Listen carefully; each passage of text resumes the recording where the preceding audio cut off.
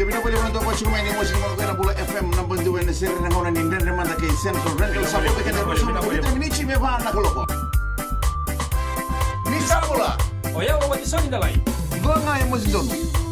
Na makikirao mena tolu kina bitu. Ena via kabi moliti kina porombuka. Goria na lali ne kabi. Bula FM na bandua na sir.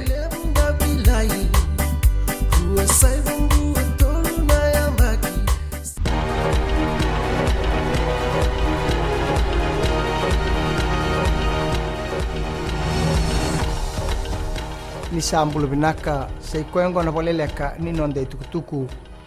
e saba yang tagitiko na idurduru nonde bonua me paduru mitiko maikina na ve wainganga ni be mamatintaki ni mberni bangole ku Australia ni rele subi na kana tumbuki na wainganga na heroin na wabu melo toka na moni ambag sauti tuna kinda bolin sedaki ni tamba ni kastamba na nonde bonua o chito ko tigolebu ni sei koyo ya na ibaritaki ni kana todo ko tigo na dadaka tagada bata ni tamba ni bingarabi ena ial nondo nua e basal takira na lingan ni bengarabi ena tamba ni kastamba o tigolebu merangaraba sarba binaka na non ritabi wa usibi ena non ratagadak wa bibolkati ke ina sota la tambana ena ial nondo nua e andola vende inda yendo na bonua e raonira reda kabuli de kinangone na beka etiko ena mona libliba sena high tech studio e toka elami na high tech studio kala kindola vende inda ina lilu ni maten tu opo renge mbani marama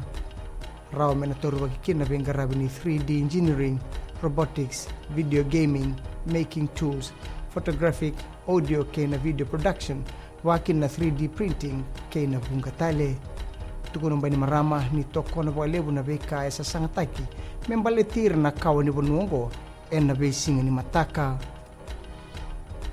Esa timu bengarabi tal na super private hospital me rosmu kabane aua tekibu ena moniti ni madha wakatumai na itutumai beir na titibuati na bal nimbula ni sawali rawa esona tikina kena ministry nimbula ka abuna na kena Vakalelitaki na ngauna ni bengarabi ena bal nimbulongo kinangito siang ni dingoma para rawa ni songo ni soka ena nonda ponua na nona mailenga endo na dorbu levena na timi ni soka ena ibatang dengan dina bagi cili kabitu ena nonda ponua o muni salit ready e fomu ono tiko ena nandi Muslim College na itutugu mai na nona bubale o ya na kena siang ni dingomi para rawa na nona mailenga me bakani sa rote rona bula na nona ya litu mai bale ena bugu ni kemba e vai tiko e angora tu sana siang ningai rongoda talibandua nandomona me bakani sa beauty to mai dabe kirna Vakaleleka ni nonde tukutuku ni wading vinaka